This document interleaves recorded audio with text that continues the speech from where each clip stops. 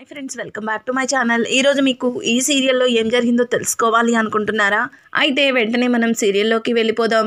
ఇంట్లో జరుగుతున్న గందరగోళాన్ని చూసి ఇక కావ్య అయితే అసలు మాయని తీసుకొచ్చి అందరి ముందు పెట్టాలని గట్టిగా నిర్ణయం తీసుకుంటుంది. కానీ రాజ్ మాత్రం కావ్యతో, చూడు, ఇప్పటికే జరుగుతున్న గొడవలు చాలు, నువ్వు బిడ్డ తల్లిని వెతికి తీసుకురావాలి అనే మాటే మరచిపో ప్లీజ్. ఇంతవరకు జరిగిన గొడవలు చాలు.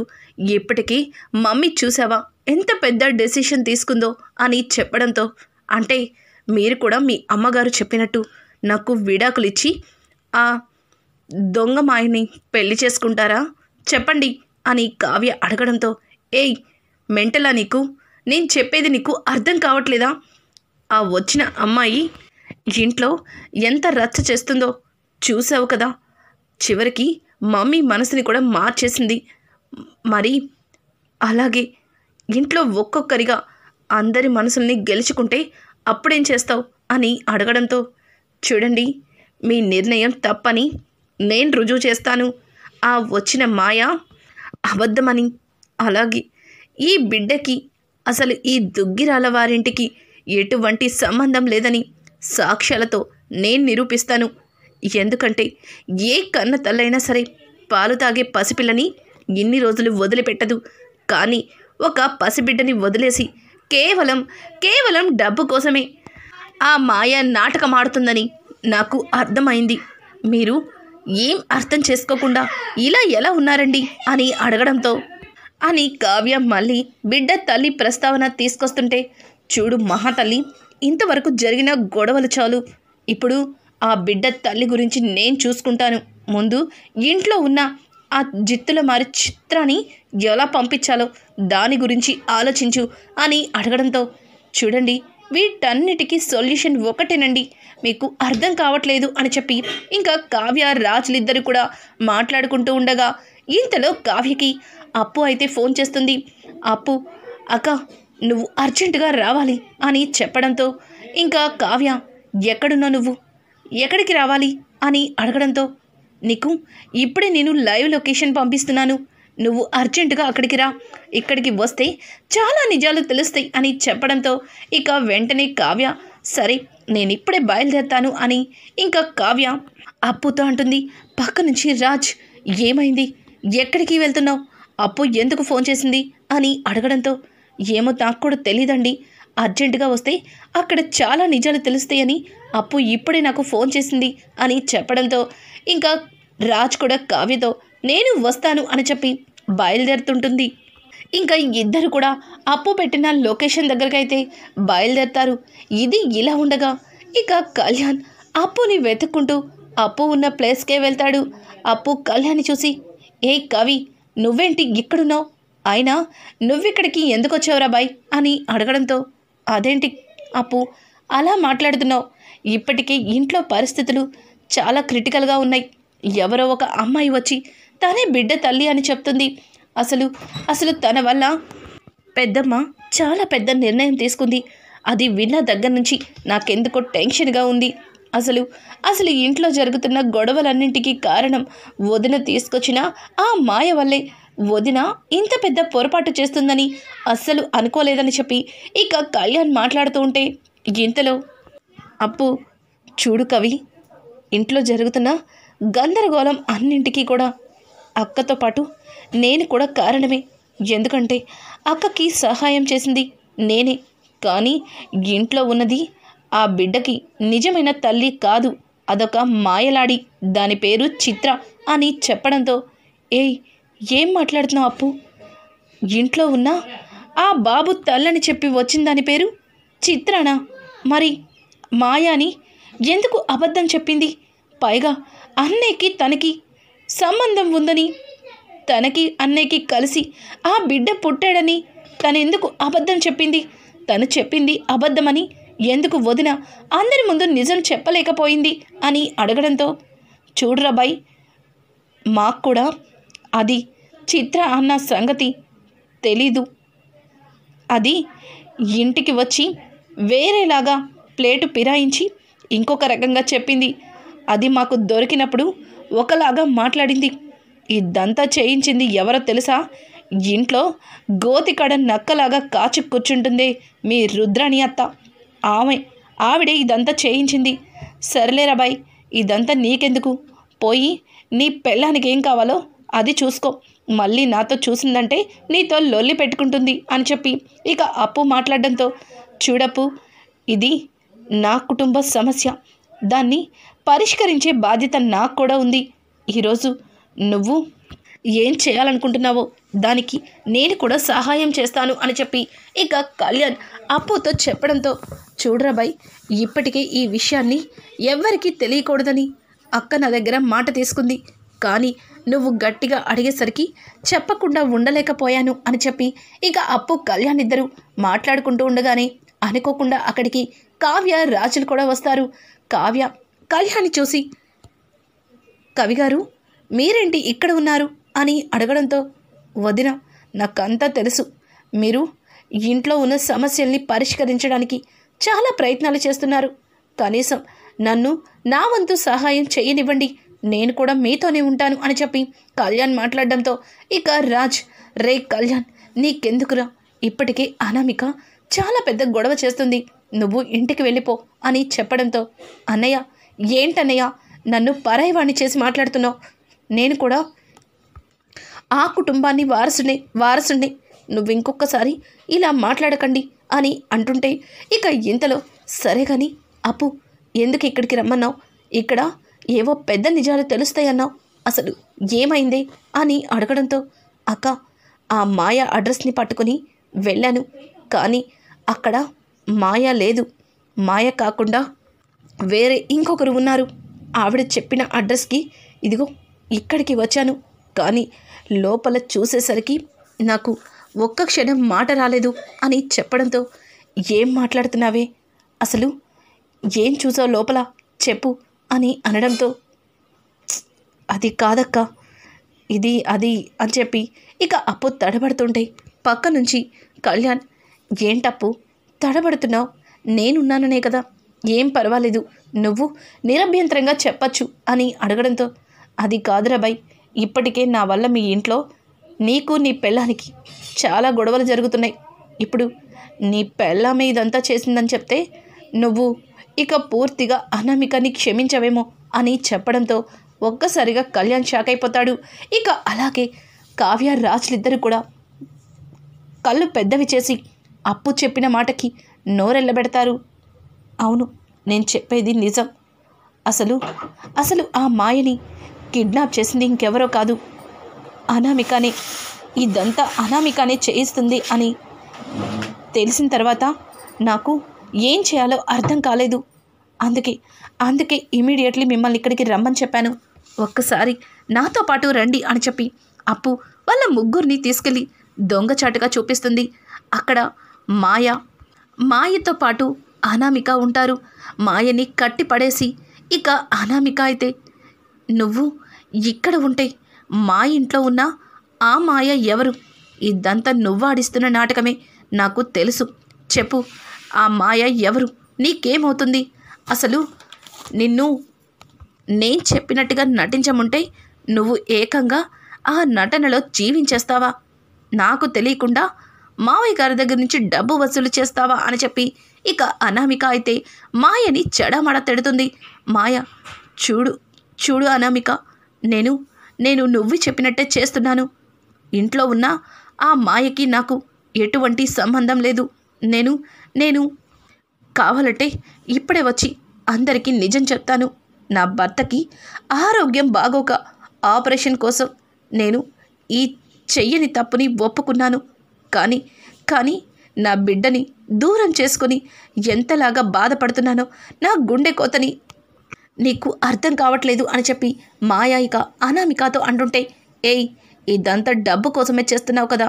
నువ్వు ఊటీ ఆఫీస్లో వర్క్ చేయడమే నాకు లక్. దానివల్లే నేను ఈ రకంగా వాడుకున్నాను. కానీ నేను ఒకటి అనుకుంటే ఇంకొకటి జరిగింది. మావయ్య గారి క్యారెక్టర్ని అందరి మధ్యలో బ్యాట్ చేసి ఆ ఇంటిని ముక్కలు చేయాలనుకున్నా. తర్వాత కళ్యాణ్తో పూర్తిగా నా పుట్టింటికి ఆస్తిని తీసుకుని వెళ్ళిపోవాలనుకున్నా. కానీ ఇప్పుడు కొత్త కథ మొదలైంది. నువ్వు కొద్ది రోజులు ఇక్కడే ఉండు. నేను చెప్పే వరకు బయటికి వచ్చావంటే ఊరుకోను. కానీ ఆ ఇంట్లో ఉన్న మాయ ఎవరు?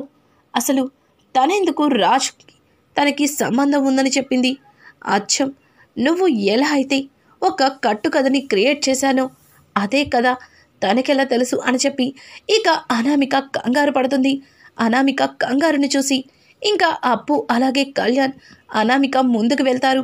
అనామిక కళ్యాణ్ని చూసి ఇక షాక్ అయిపోతుంది. అక్కడే ఉన్న మాయ ఏం మాట్లాడకుండా భయంగా నిలబడిపోతుంది. ఇక అనామిక అయితే కళ్యాణ్ నువ్వేంటి ఇక్కడున్నావు? నేను కూడా ఇంట్లో జరుగుతున్న గందరగోళానికి ఇక్కడికి వచ్చాను. ఇక్కడ ఇదిగో ఈ పేరు మాయ అంట. తినే బాబుకి తల్లి. మరి తనెందుకు బిడ్డకి తల్లని యాక్ట్ చేస్తుందో అని చెప్పి ఇంకా అనామిక అయితే తడబడుతూ భయంగా కళ్యాణ్కి సమాధానం చెప్తుంటే కళ్యాణ్ ఒక్క మాట కూడా మాట్లాడకుండా అనామిక చెంప చెల్లు మనిపిస్తాడు. ఛీ, నువ్వసలు ఆడతానివేనా? నా ఇంటిని ముక్కలు చేయడానికి నన్ను ప్రేమించినట్టు నటించి నా ఇంట్లోనే అడుగు పెడతావా? నీలాంటి దాన్ని ఈరోజు అస్సలు ఊరుకోను అని చెప్పి ఇక కళ్యాణ్ పక్కనే ఉన్న పెద్ద కర్రని తీసి అనామికని కొట్టబోతాడు. ఇక అనామిక అయితే ఆగు కళ్యాణ్, ఆగు కళ్యాణ్ అని చెప్పి అనామిక ఇక అక్కడి నుంచి తప్పించుకోవడానికి ప్రయత్నిస్తుంది. ఇక అనామిక తరపు మనుషులు అక్కడికి వచ్చి ఆ కర్రతో కళ్యాణ్ని కొడతారు. ఇక ఇక్కడ చూస్తే కావ్య రాజులిద్దరూ పారిపోతున్న మాయని పట్టుకోవడానికైతే ప్రయత్నిస్తారు. ఇంకా మాయ వాళ్ళకి దొరకకుండా అక్కడి నుంచి తప్పించుకుంటుంది. ఇక్కడ చూస్తే కళ్యాణ్ దెబ్బలతో పడి ఉంటాడు. ఎంతమందితో ఫైట్ చేసినా అప్పు మాత్రం కళ్యాణ్ని కాపాడలేకపోతుంది. కళ్యాణ్ తలకి చాలా పెద్ద గాయమే జరుగుతుంది. ఇక అప్పు కళ్యాణ్ని పట్టుకోబోతుంటే వెనుక నుంచి ఇంకొక రౌడీ వచ్చి అప్పు తల మీద ఒక్కటిస్తాడు. ఇక అప్పు కూడా అక్కడికక్కడే స్పృహ తప్పి పడిపోతుంది. మాయ తప్పించుకోవడంతో కావ్యరాజులిద్దరూ కూడా మళ్ళీ అక్కడికి వస్తారు. కానీ అక్కడ చూస్తే అప్పు అలాగే కళ్యాణ్ ఇద్దరు కూడా కనిపించరు. ఇక అప్పు కళ్యాణ్ని రౌడీలు అక్కడి నుంచి ఎత్తుకెళ్ళి ఒక సీక్రెట్ ప్లేస్లో అయితే పెడతారు. వాళ్ళిద్దరినీ తాడులతో కట్టేసేస్తారు. ఇంకా కావ్యరాజులిద్దరూ ఏంటండి ఇక్కడ అప్పు కళ్యాణ్ లేరు, అప్పు కళ్యాణ్ ఎక్కడికి వెళ్ళినట్టు అని అడగడంతో ఇక రాసైతే ఏమో నాకు కూడా తెలీదు, ఇదంతా వెతికి చూద్దాం అని చెప్పి మొత్తం వెతుకుతుండగా అక్కడ కింద ఒక కర్రకి రక్తం, అలాగే నేల మీద కొంచెం రక్తం కనిపిస్తుంది. అది చూసిన కావ్య ఎవండి రక్తం అండి, రక్తం మరకలు ఇక్కడ ఉన్నాయి అంటే అప్పుకి కళ్యాణ్కి ఏమైనా ప్రమాదం జరుగుంటుందా? నాకెందుకో కంగారుగా ఉంది అని చెప్పి కావ్య భయపడుతుంటే కావ్య మాటలకి రాజ్ చూడు కళ్యాణ్ ఏమీ కాకుండా అప్పు కాపాడుతుందని నాకు అప్పు మీద నమ్మకం ఉంది, నాకు వాళ్ళిద్దరికి ఏ ప్రమాదం జరగదు, నువ్వు కంగారు పడద్దు అని చెప్పి ఇక కావ్య చెయ్యి పట్టుకొని అక్కడి నుంచి రాజ్ తీసుకుని ఇక కళ్యాణ్ అప్పుల కోసం వెతకటం మొదలు పెడతారు. ఇక ఇది ఇలా ఉండగా తాడులతో కట్టేసి ఉన్న అప్పు కళ్యాణ్ దగ్గరికి మాయ అయితే వస్తుంది. మాయని చూసిన అప్పు నువ్వు ఇంత మోసగత్తవని అస్సలు అనుకోలేదు, నీ వైపు న్యాయం లేదు, డబ్బు కోసం ఇంత పని చేస్తావా, చివరికి నీ బిడ్డని కూడా అమ్ముకుంటావా అని చెప్పి అప్పు మాట్లాడడంతో మాయ స్వతహాగా చాలా మంచిది, తన అవసరాన్ని పట్టించి అలా తప్పు చేయవలసి వచ్చింది.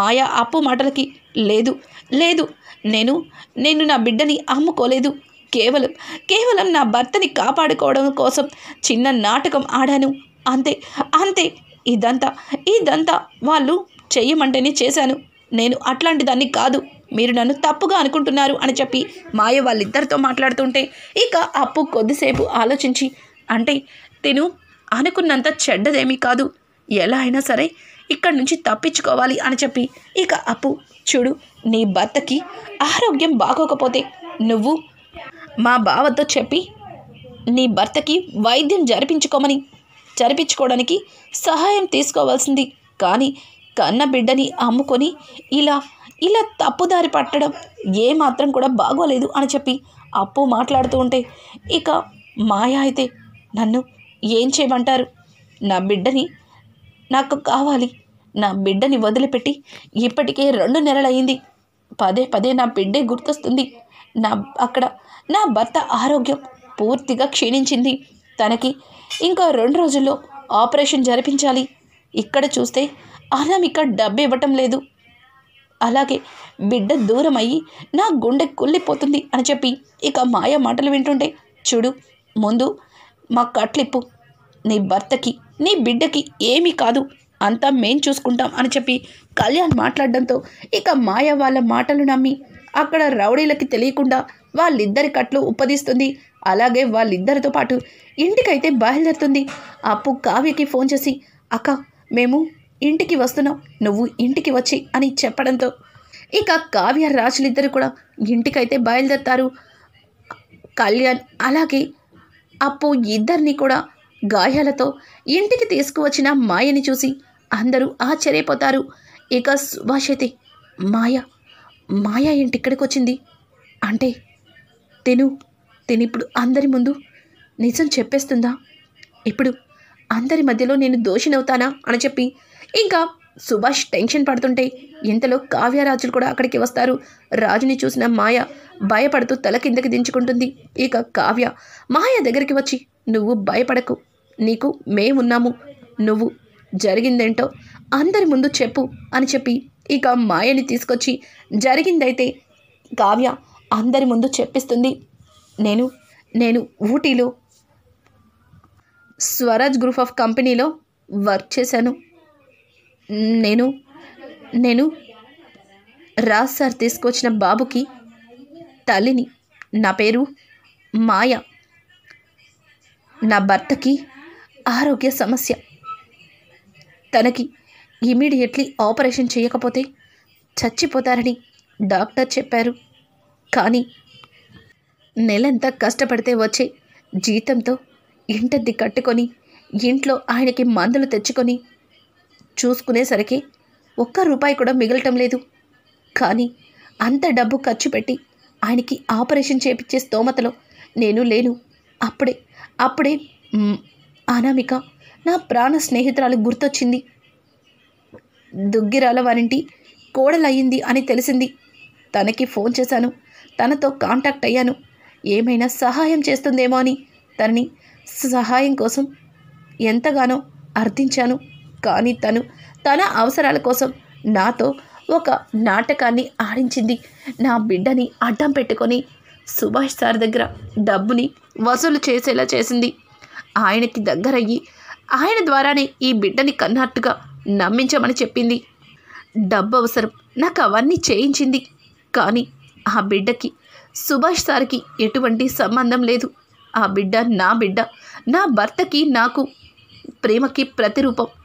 దయచేసి ఈ విషయాన్ని ఇంతటితో వదిలేయండి అని చెప్పి ఇక మాయ చెబుతుంటే ఇంతలో రుద్రాని క్లాప్స్ కొట్టుకుంటూ, బాగుంది, చాలా బాగుంది, ముందుగా తినే బిడ్డ తల్లి అని ఒక అమ్మాయిని తీసుకొచ్చావు, ఇప్పుడేమో ఇంకొక అమ్మాయిని తీసుకొచ్చి ఏకంగా మా అన్నకి పుట్టిన కొడుకు అన్నట్టుగా చెప్పిస్తున్నావు. అసలు ఈ దుగ్గిరాల కుటుంబం అంటే నీకు ఒక ఆట బొమ్మలాగా కనిపిస్తుందా? ఏం చేస్తున్నావు? మరి ఈ మాయ పరిస్థితి ఏంటి అని చెప్పి రుద్రాని మాయని ముందుకు తీసుకొచ్చి ఇక కావ్యని నిలదీస్తుంది. ఇంతలో అక్కడికి స్వప్న ఒక వీడియోతో వచ్చి, ఆ మాయ గురించి నేను చెప్తాను, మా చెల్లిని అడిగితే ఏం చెప్తుంది, ఒక్కసారి ఈ వీడియో చూడండి అని చెప్పి తన మొబైల్లో ఉన్న వీడియోనైతే చూపిస్తుంది. కావ్యతో ఇక రుద్రాని మాట్లాడిన మాటలు, ఇంకా మాయ రుద్రాని మాట్లాడుకున్న మాటలు, అక్కడ రాహుల్ కూడా ఉండడం, ఆ వీడియో మొత్తం చూసి అపర్ణాదేవి చాలా కోపం తెచ్చుకొని రుద్రాని చెంప పగలకొడుతుంది. రుద్రానితో పాటు మాయ చెంప పగలకొడుతుంది. పిచ్చి వేషాలు వేస్తున్నారా? అసలు ఏమనుకుంటున్నారు అని చెప్పి ఇంకా అపర్ణ అయితే రుద్రాని మాయాల్ని మెడ పట్టుకొని నిర్దాక్షిణ్యంగా బయటకి గెంటేస్తుంది. కానీ సీతారామయ్య పెద్ద మనసు కాబట్టి రుద్రాని చేసిన తప్పుకి ప్రాయశ్చిత్తంగా తనతో ఎవ్వరూ మాట్లాడకూడదు, తను ఈ కుటుంబంలో ఉన్నా సరే తనని ఇంట్లో ఒక బహిష్కరించినట్టుగా ఉంచమని చెప్పి సీతారామయ్య నిర్ణయం అయితే తీసుకుంటారు. కానీ సుభాష్ ఒక ఆడపిల్ల మోజులో పడి నిజంగానే తను తప్పు చేశాను అన్నంత నమ్మకం కలిగేలా చేశారు అంటే తనది కూడా ఎంతో కొంత తప్పు ఉందని చెప్పి అపర్ణ సుభాష్ని దూరం పెడుతుంది. ఇంకా అలాగే కావ్య చేసిన పనికి కావ్యని మాత్రం ఒక్క మాట కూడా మాట్లాడకుండా అక్కడి నుంచి వెళ్ళిపోతుంది. ఇక రాజైతే ఇంట్లో గొడవలు సర్దుమణుగుతాయి. ఇంకా తన భర్త కోసం వచ్చిన మాయకి సహాయం చేస్తాడు. అలాగే తన బిడ్డని తన దగ్గరికి చేర్చుతాడు. ఇక నుంచైనా రాజ్ కావ్య మీద ఉన్న ప్రేమని తనతో చెబుతాడా? కావ్య రాజ్లం ఇద్దరి మధ్యలో ఇంతవరకు జరిగిన గొడవలన్నీ సర్దుమణిగాయి కాబట్టి ఇక నుంచైనా వాళ్ళిద్దరి మధ్యలో భార్యాభర్తల బంధం సక్రమంగా ఉంటుందా? ఇంట్లో గొడవలన్నింటికీ కారణం అనామిక అన్న నిజాన్ని కావ్య అసలు ఎందుకు బయట పెట్టలేదు? రానున్న ఎపిసోడ్స్ అయితే మరింత ఇంట్రెస్టింగ్గా మారబోతున్నాయి. ఈ వీడియో మీకు నచ్చినట్టయితే లైక్ చేసి సబ్స్క్రైబ్ చేసుకోవడం మాత్రం మర్చిపోకండి. Thanks for watching. Hi friends, welcome back to my channel.